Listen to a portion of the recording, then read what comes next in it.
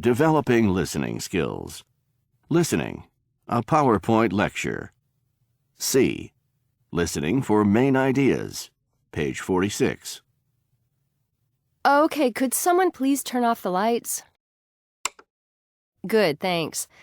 Now, can everyone see the slide? Good.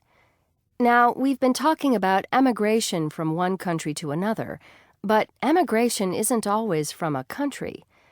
In this first slide, you see a map of the state of North Dakota in the U.S. We're going to focus on this part of the state, western North Dakota. 100 years ago, North Dakota had something that many immigrants were looking for. What do you think it was? Was it farmland? That's right. North Dakota had land, and that land attracted many immigrants from Europe, especially from Norway and Germany. They left their native countries and moved abroad. In North Dakota, they planted wheat, and they built houses and new towns. Nowadays, however, more and more people are leaving North Dakota, especially the rural areas, and moving to other states in the U.S. But before we get to that, let's look more closely at the reasons immigrants left their original countries and went to North Dakota in the first place. This second slide shows one important reason: trains. By the early part of the 20th century, trains had arrived in this part of the country, so travel was easier. And when the railroad companies finished building, they sold their extra land, and they sold it cheap. The U.S. government was also selling land at low prices, and there were even ways to get land for free. You just had to live on the land for 5 years, plant some trees, and do a little farming. Easy, right? Well, as you'll see in this next slide, life wasn't easy. The family that used to live in this house left a long time ago.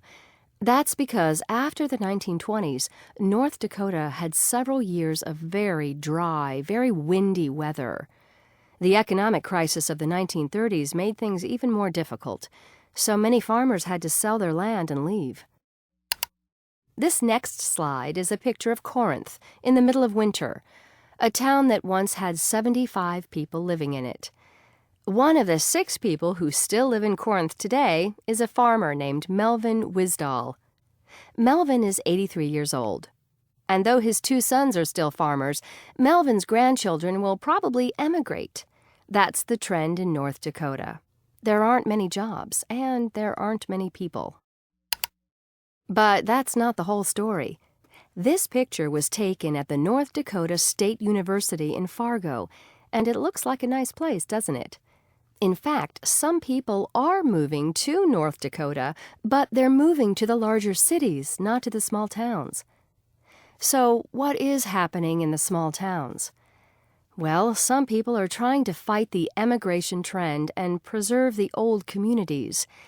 Here, you see the Mystic Theater in Marmarth, North Dakota. Every year, they invite poets to come here for the Cowboy Poets Weekend. That's right, a whole weekend of poetry from writers in the western states, and it's a big event. Sadly, though, experts think the changes in North Dakota aren't just temporary, they are permanent. They don't think these small towns will grow again. Are there any questions? Lesson A and B. Viewing. Turkish Germany. Before viewing. A. Page 52. Moving to Germany. During World War II, many Germans emigrated from their country. Then after the war, when the country was rebuilding and the economy was growing, there was a shortage of workers. So Germany made agreements with several countries to allow workers, mostly men, to live in the country for 2 years and work at industrial jobs. After 2 years, the men were expected to return to their home countries, which included Italy, Spain, Greece, and Turkey. The guest worker program began in 1955 and ended in 1973, when Germany's economic growth slowed. In contrast to the economy, the number of foreigners in Germany continued to grow as family members joined the workers. A new agreement among European Union countries also allowed Italians to enter Germany without any special permission. In addition, a second generation had been born, and those babies were still foreigners according to German law. Lesson B. Building vocabulary. A. Page 54. 1. My last name is Petrov. My ancestors were from Russia. 2. The Aborigines are a minority in Australia. 3. Most of the younger generation in my country can speak English well. 4. Carlos had a very positive experience studying in Beijing. He said his classmates were really friendly. 5.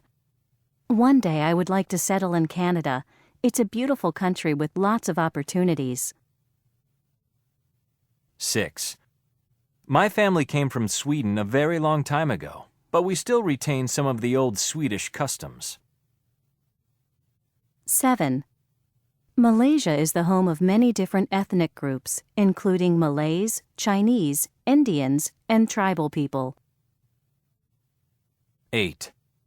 Some immigrants think that they should try very hard not to assimilate or learn the language of the country they are living in. 9. In the past, there was a lot of discrimination towards people from the southern part of my country. Today, the problem isn't as bad. 10. My grandmother didn't like foreigners, but then she had a doctor from India and she really liked him. That changed her attitude about them completely. Using vocabulary.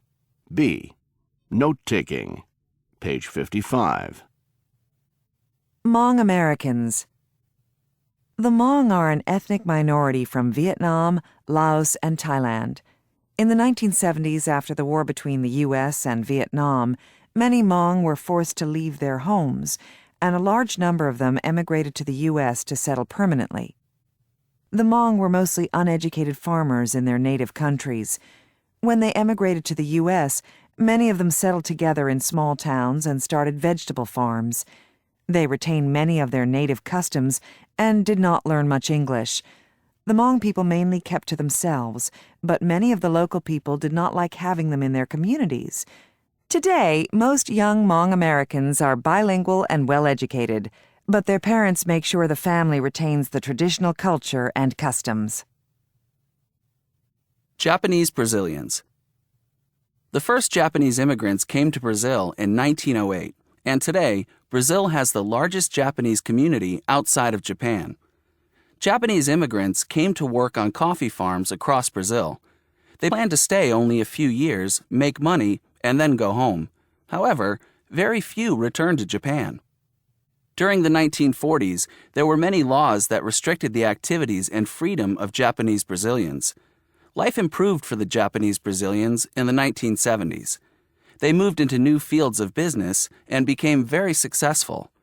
Today, only the oldest people in the community still speak Japanese, and the majority of the youngest generation are of mixed race. Developing listening skills. Listening. A small group discussion. A. Using a graphic organizer. Page 56. All right. Now we're going to take our discussion of immigration and emigration to a more personal level. I'm going to have you divide into groups of 4. Then I want you to tell your group about someone you know who has emigrated, gone to live in another country, temporarily or permanently. Does everyone have the chart? In the boxes across the top of the chart, you can write the names of the people in your group. Okay, here on the left is the information you're going to need. First, you're going to write down who emigrated, their name, or their relationship to your classmate. Next, where did they come from, and where did they go to? Then, why did they emigrate? And finally, you're going to take notes about whether they assimilated or not. B. Listening for details. Page 56. Okay, let's get started. Are we all here? Sunisa, Josh, Nazir? And what's your name? Sorry, I'm Emily. So, Josh, has your family always lived here in Chicago? Well, always since, the 1930s. My grandparents came here from Poland, my dad's parents. Really? Why'd they leave? Have you forgotten your history? Poland was a dangerous place then. Everyone knew a war was coming, and my grandparents were lucky enough to get out. They had relatives in Chicago, so they settled in a Polish neighborhood there. Polish church, Polish grocery store, Polish everything. My grandma never really learned English. So they didn't want to assimilate? Not really. But then the next generation wasn't interested in Polish customs or anything. My dad and my uncle were crazy about baseball. That's all they cared about. And my grandparents were so unhappy when they didn't marry nice Polish girls. What about you? Are you interested in Polish culture? Well, maybe a little. It would be fun to travel there. But like Professor Garcia said, my family is pretty well assimilated. We're just regular Americans. Though we retain some Polish customs. For example, we always eat Polish food on certain holidays. And Nasir, you're from Pakistan, right? Yeah, from Karachi. Did you always live there? Yeah, but when I was younger, my dad worked in Saudi Arabia. He was a water engineer out in the desert there. It was a really good job, and he could come home for a month every year. Do you mind if I ask, did he earn a lot of money there? Yes, he did. But it was really hard for my mother. Most of the year, she was the head of the family, but when he was home, everything changed. And my little sister was born while my father was working in Saudi. She cried every time he came back because she didn't remember him. That sounds really tough.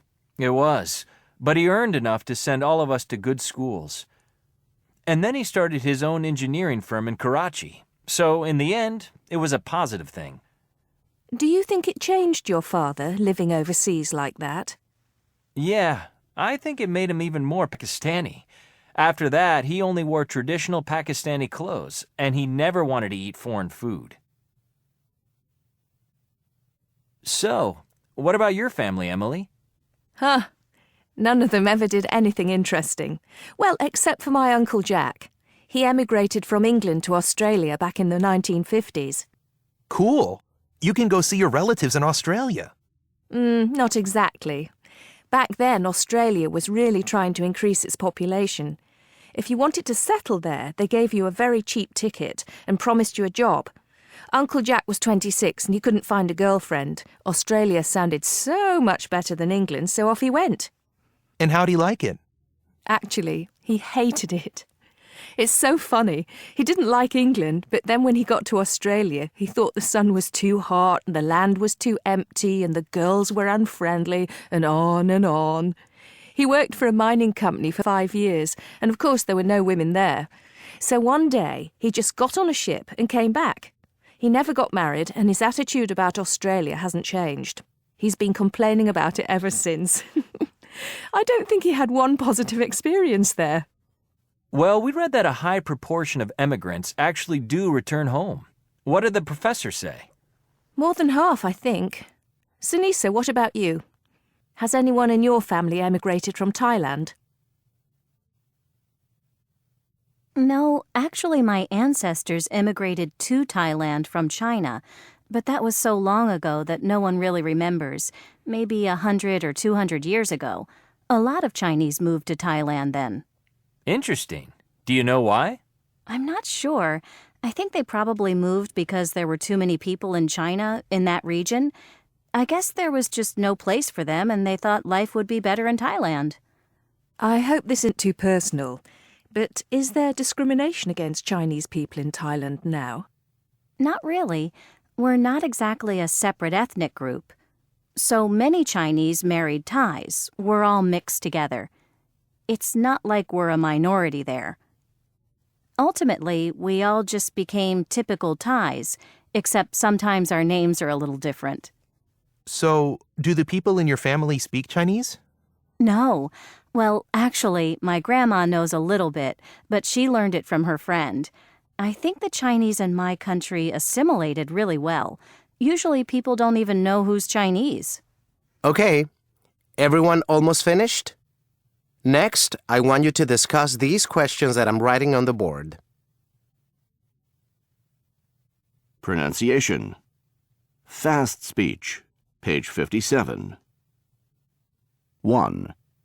In questions, do and did are reduced, pronounced very quickly, to become d. Why did Patty leave? Why'd Patty leave? Where did John go? Where'd John go? What time do you wake up? What time do you wake up? 2. Words are linked together and not pronounced separately. We often link a consonant sound with a vowel sound. Your address. 6 eggs. A vowel sound with another vowel sound. My uncle. To India. The same consonant sound. A big girl. That town. A. Page 57. 1. Why'd they leave? 2. Did he earn a lot of money there? 3. You can go see your relatives in Australia. 4. And how'd he like it? 5. Do you know why?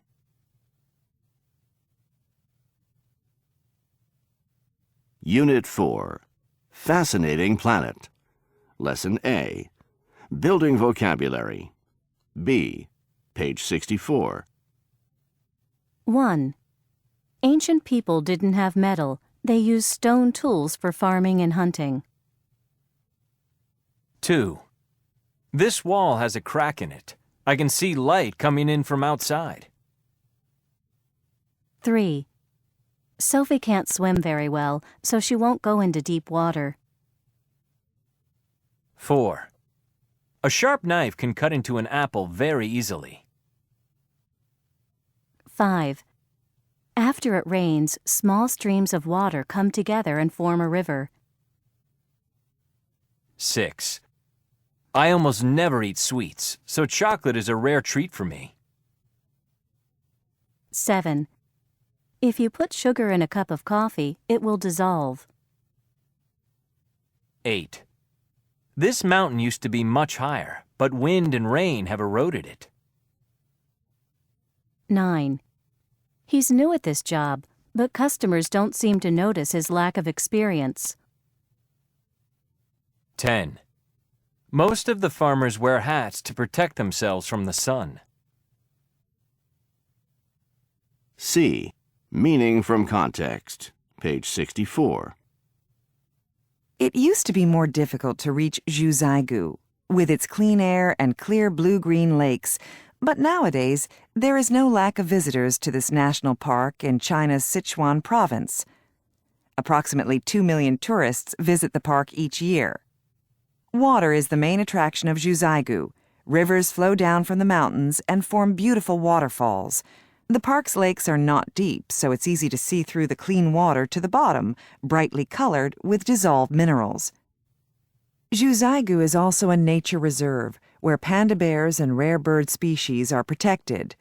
The trees and other plant life in the reserve are also safe as long as this land remains a national park.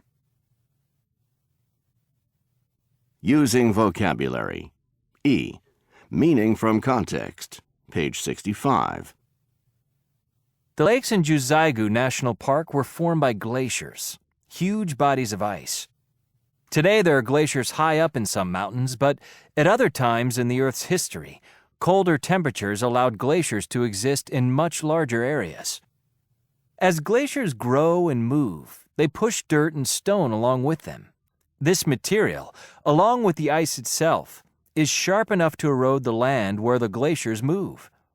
In this way, hills can become flat land, and flat land can become holes. Later, when temperatures become warmer and the glaciers melt, lakes are the result. Glacial ice can become water in another way, too. At the bottom edge of a glacier, cracks can develop, and large pieces of ice can fall into the water below. These pieces of ice then melt and become part of the body of water. Developing listening skills. Before listening. B. Page 66. How about over here? Sure, that looks like a nice table. I saw the most interesting TV show last night. Really? What was it about? This cool place in Madagascar. I don't remember the name, but it's a national park. Does it have lemurs? Yep, there are lemurs. In fact, lemurs are one of the few kinds of animals that can live there because the place is so pointy. The place is pointy? It really is. Oh, excuse me. No problem. It's all limestone, and over time, the stones eroded and formed thousands of sharp peaks and very deep cracks and canyons. It's just incredible. Wow. It sounds fascinating. It really is. You should watch it if you get the chance. I think they're showing it again on Thursday night. Sorry, I need to get this. It's my daughter. That's okay. Thanks. Hello? Listening. A documentary. A. Page 67. Okay, it's starting. Journey to the Zingi de Bemaraha, Madagascar's unseen paradise. Mom, Located what's in the this? western part of Madagascar, It's a show that my friend the told me Zingi about. de Bemaraha I really want to watch is home it. to some of the Doreen, rarest could you close species that on window? Earth. Plants Sure. and animals are protected here. Mom, First, I think because I'm the gonna Zingi take a is walk. national park, All right. but more importantly because it's almost impossible for people to go there. The name of the park means place where one cannot walk barefoot, and in fact you need more than a good pair of shoes to enter the Zingi. The stone peaks at the top are almost as sharp as knives. Down below in the deep canyons, there are caves and water to deal with. This is no place for the casual tourist. On the other hand, this dramatic landscape is an advantage for the plants and animals that live in the Zingi. Here, white lemurs can easily jump from peak to peak, looking for trees in the canyons below and eating leaves. Insects, lizards, and frogs live here too, and all of them are free from the effects of human beings. In other ways, You're back however, the already? lack of people Yeah, visiting it's the raining. Zingi is a problem. Tourism was once a very important part of Madagascar's economy, but political violence and other problems now keep many tourists away. And in the Zingi, the rock formations are simply too difficult for most tourists to reach. Without tourists, there is a lack of money coming into the region. That means little money for research, so scientists aren't sure how climate change, for example, is affecting the Zingi. There is still much to learn about this fascinating place.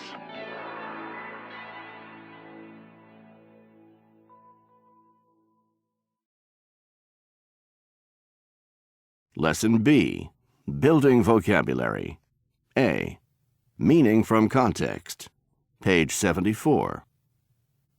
World Heritage. In 1887, a Maori chief gave Tongariro's 3 sacred volcanoes and the land around them to the government and people of New Zealand, thus creating the country's first national park.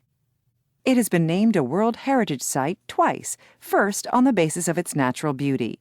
In addition, its cultural importance to the Maori was sufficient to earn the park World Heritage status. Film location. New Zealand's landscape is varied. It has dramatic features such as volcanoes, but also rolling green hills and beautiful lakes. So Peter Jackson had many options when he was choosing locations for his Lord of the Rings films. Ring of Fire. The Ring of Fire is an area with numerous earthquakes and active volcanoes. New Zealand sits on the Alpine Fault, where the edges of the Australian Plate and Pacific Plate move sideways past each other. The movement of the plates along the fault line leads to earthquakes, and the release of hot material from under the Earth's surface leads to volcanic activity. Invasive species. In the 19th century, European immigrants began to arrive, along with foreign animals and plants. These species are a threat to New Zealand's native species. Cats, Australian possums, and even rats kill and eat native birds. Plants such as European heather and North American pine compete with native plants. To restore the balance of nature and encourage the survival of native species, much work has been done to kill the invasive species brought in from other parts of the world. Tourism. The most popular ski areas on North Island, with their roads, ski lifts, hotels, and shops, are on Mount Ruapehu. This kind of development would not be allowed in a national park today, but the ski areas date from 1913, and they do bring money to the area. Staff members at the Department of Conservation are constantly trying to find compromises in park management that will keep skiers happy and protect the environment at the same time. Developing listening skills. Before listening. A. Page 76. Lençóis Maranhenses National Park. The name of this national park means the bedsheets of Maranhão, the state in Brazil where the park is located. From the air, the park's white sand dunes do look like sheets drying in the wind, and it's the wind that gives the dunes their half-moon shapes. However, this park features a lot more than sand. Green and blue pools of water are left behind by the rain. Fishermen go out to sea in their boats, and local people take care of herds of goats. So is the Lençóis a desert or a seascape? Is it a park or a place where people live? In fact, it's not a true desert because it receives around 42 inches, 120 centimeters, of rain each year. Yet sand dunes as far as the eye can see, along with the lack of trees and other plants, suggest a desert. The park also has 90 residents, people in 2 villages who change their routines with the seasons.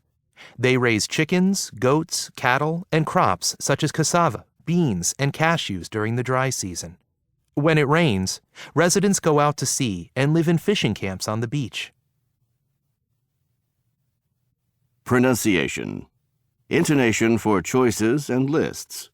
Page 76. Do you prefer the aisle or the window? My favorite colors are yellow, blue, and red. C. Page 77. 1. We have coffee, tea, and lemonade. 2. Do you think the salary they're offering is sufficient, or will you ask for more? 3. We could stay home, or we could stay out late, or we could compromise. 4. Would you rather go to Spain or to Portugal? 5. She's going to Korea, Japan, and China. Listening. An informal conversation. A. Listening for main ideas. Page 77. We should make some decisions about our vacation trip. August is only 3 months away. Okay, how do you like my idea? I think a vacation in New Zealand would be great. Well, I think New Zealand is probably a beautiful place. But there isn't much to do there besides go hiking. That's not something I want to do every day for 2 weeks. After all, I'm constantly on the go when I'm at home. We wouldn't do it every day. We could definitely plan to relax on the beach for part of the time. But it's winter in New Zealand in August. That's one of the coldest months. Oh, right. But let's keep New Zealand as an option. Let's either go to New Zealand or to Australia. All right, I'll try to keep an open mind. But I've been thinking a lot about Australia. There are a lot of things to do there, so we could find a nice balance. Some hiking for you, and some golf for me. Can you play golf in Australia in August? Sure you can. In fact, they even have some winter golf specials, so prices are better. That's nice, but golf specials shouldn't be the basis of our decision about where to go. All right. Then what should be the basis of our decision? Well, things like beautiful scenery. Scenery that we never see here in Japan. I know. You're thinking about the Tongariro National Park again, aren't you? I know it looked cool in the movies, but we have plenty of volcanoes right here in Japan. It's not just volcanoes, though. Listen to this. The park features native bird species, including the rare blue duck, a bird known by the Maori name kaka, and the New Zealand robin, which seems to have no fear as it hops around the boots of hikers. I guess they must not see human beings as a threat. Oh, and there are interesting towns at the edges of the park, like National Park Village. Maybe we could stay there for a night or two, if we go. That does sound pretty nice.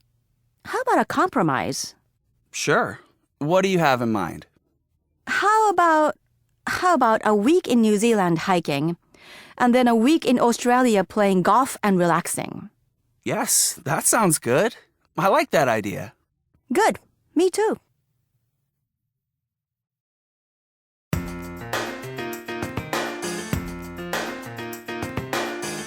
End of CD 1.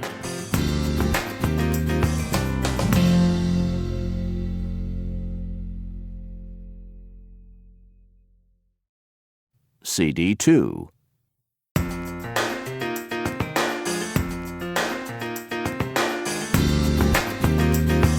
Pathways, Listening, Speaking, and Critical Thinking 3 by Becky Tarver Chase and Kristen L. Johansson. Copyright 2012, published by National Geographic Learning, a part of Cengage Learning. All rights reserved.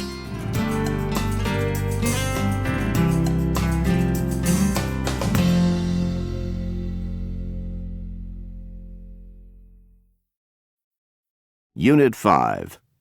Making a Living, Making a Difference. Lesson A.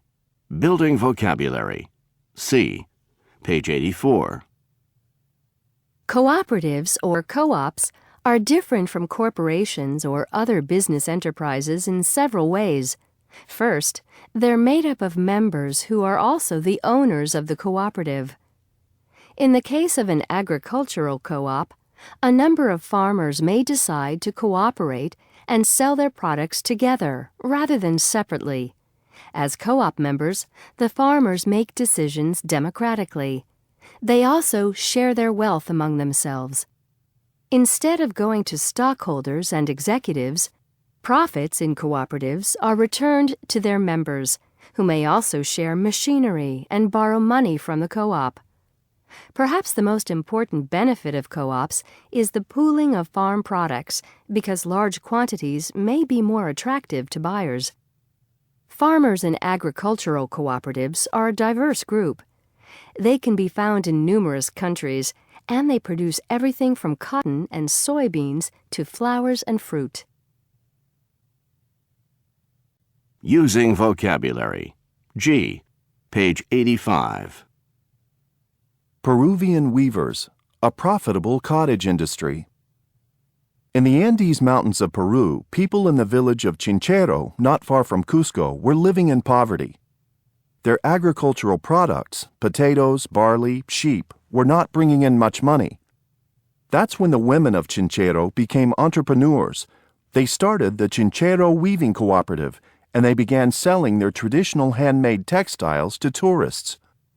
The women may not earn a lot of money for their work, but at least the money they make stays within the cooperative and within the community. Starting a co-op was an effective way for villagers in Chinchero to bring in more money. However, co-ops are not the answer for every cottage industry. Before deciding to start or join a cooperative, home-based industries need to assess their situation carefully. If a small business is already doing well, it may have the customer base it needs. It may not want to spend time going to co-op meetings and money on co-op dues. On the other hand, joining together with others can be the answer for businesses that are struggling. Developing listening skills. Before listening. A. Page 86. Snake hunters find cure for joblessness. Most people run away when they see a poisonous snake, but not the Irulas of India. For generations, the Irulas made their living catching wild snakes. The snake skins were sold and made into luxury goods, such as handbags and boots. Then in 1972, the Indian Parliament adopted the Wildlife Protection Act, and the basis of the Irula's economy was suddenly illegal. Some Irulas got jobs as farm laborers, but many found themselves out of work. The solution came in 1978 with the creation of the Irula Snake Catchers Industrial Cooperative Society, whose members use their snake hunting skills to catch snakes. However, the snakes are no longer sold for their skins. The cooperative has found a better use for the dangerous snakes.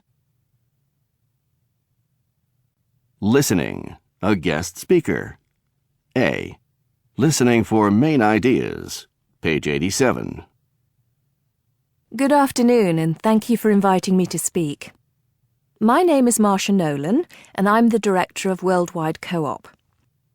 I hope that some of you have heard of our organisation.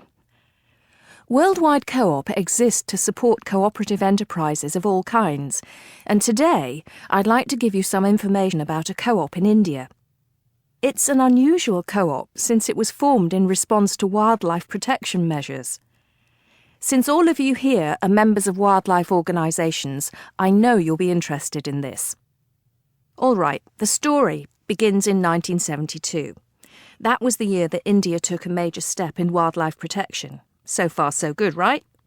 Well, the Wildlife Protection Act wasn't so good for a small tribe called the Irulas, who made their living catching snakes such as the Indian cobra, which were sold for their skins. Even before 1972, the Irulas lived in relative poverty, despite being some of the only people in India with the necessary skills to catch poisonous snakes. After 1972, things went from bad to worse. What happened next, however, could serve as a model for many places. The Irulas became entrepreneurs. With more than 30,000 deaths from snake bites in India each year, there is a huge demand for venom. It's used to produce antivenin, the only known cure for poisonous snake bites. The Irulas knew how to handle cobras, so they decided to cooperate and work together. They formed the Irula Snake Catchers Industrial Cooperative Society, and they were back in the snake business.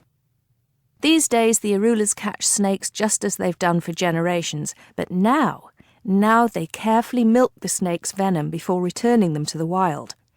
The snakes they catch are not killed, and the Irulas earn more money from the venom than they used to get from the snake skins.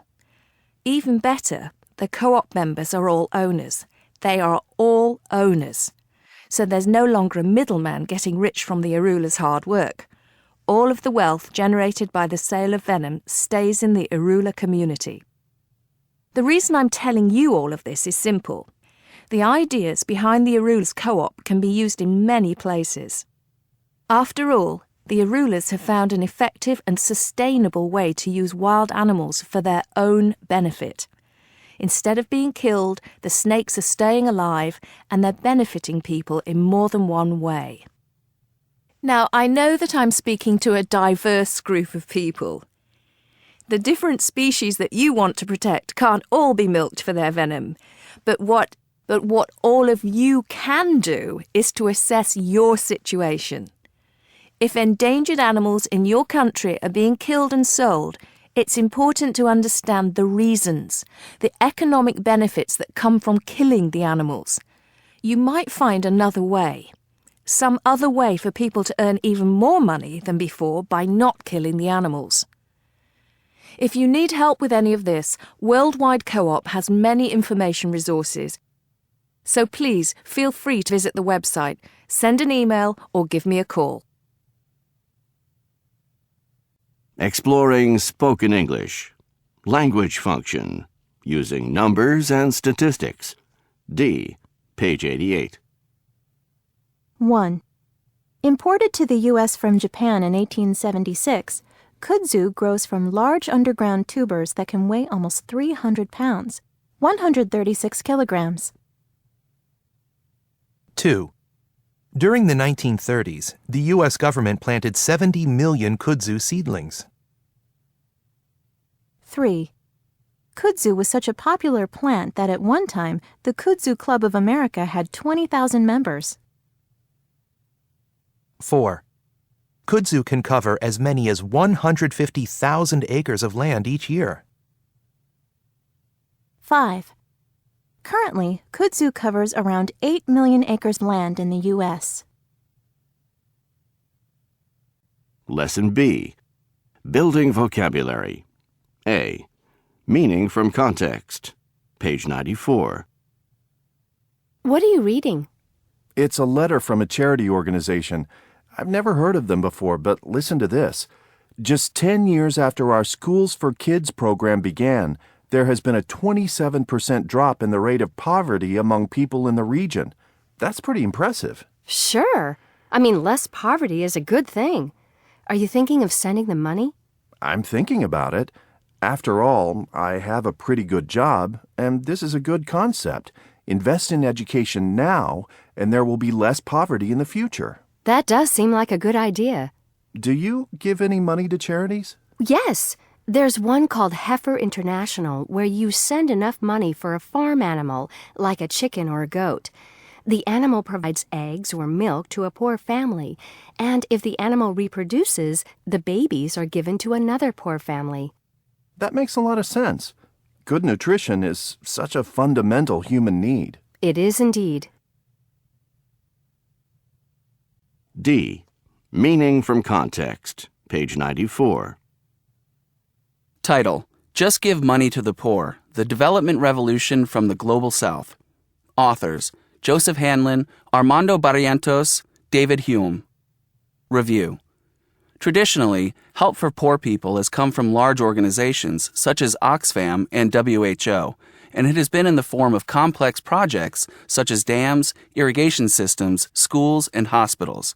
In this book, authors Hanlon, Barrientos, and Hume present evidence in favor of a simpler approach.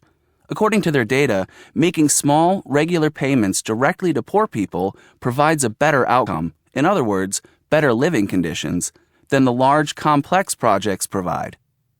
Hanlon et al. Describe cash transfer programs in a number of countries where poverty is a major problem.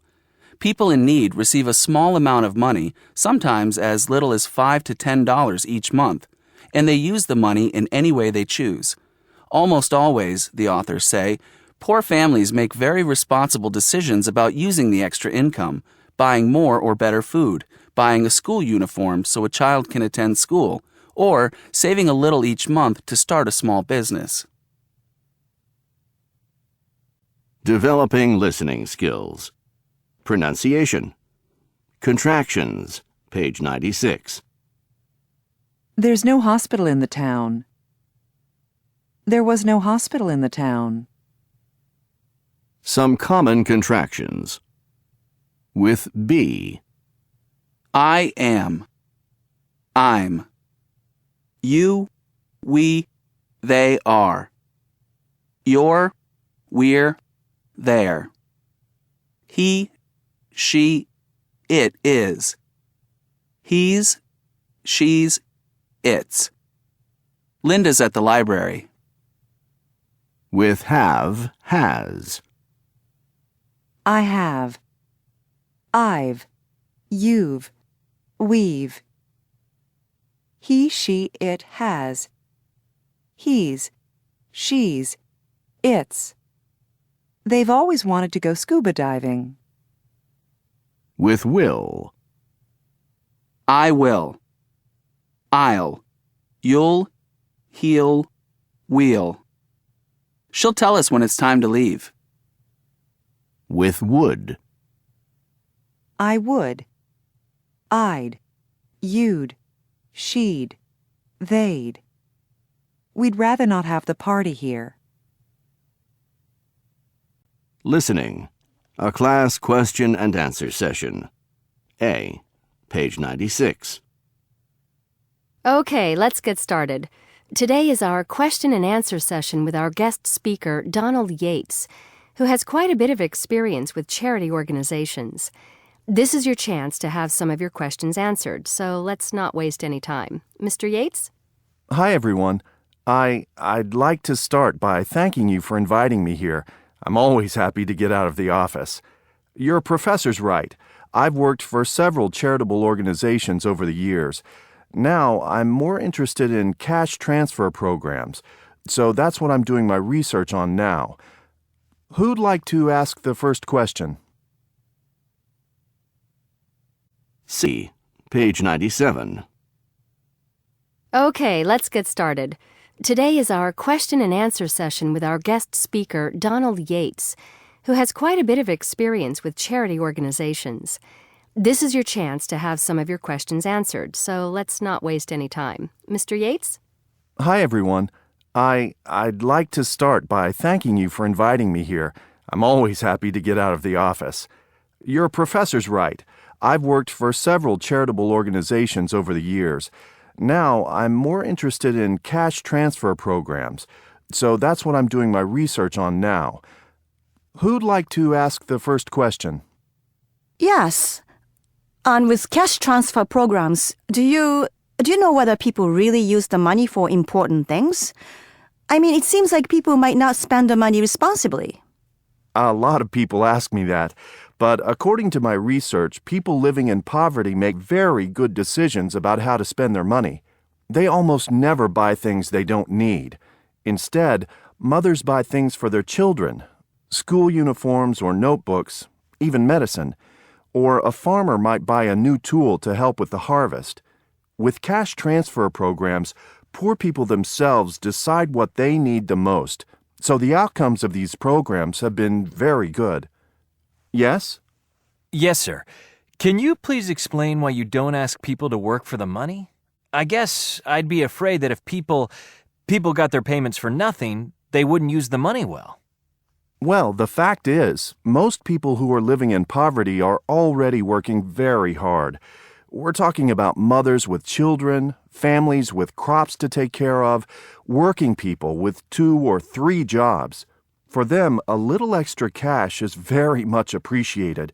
They're not going to waste it on something they don't need. Next question? I'd like to know who makes decisions about the money. I mean, you can't give money to everyone. Someone has to decide who should get it.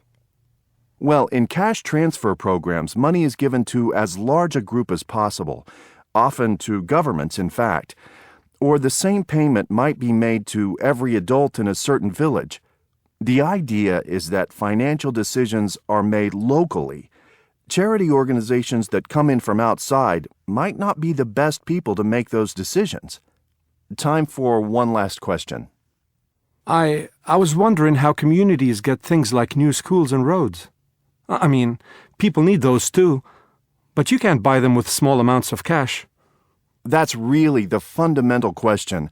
What works best when it comes to fighting poverty? Many people in the world understand the concept of giving a little money to charity if you can, and letting the charity figure out what to do with it. And that might be the best way to get the really big projects done. On the other hand, I've heard of villages pooling their money to build new irrigation systems, so we're really just starting to learn what works best.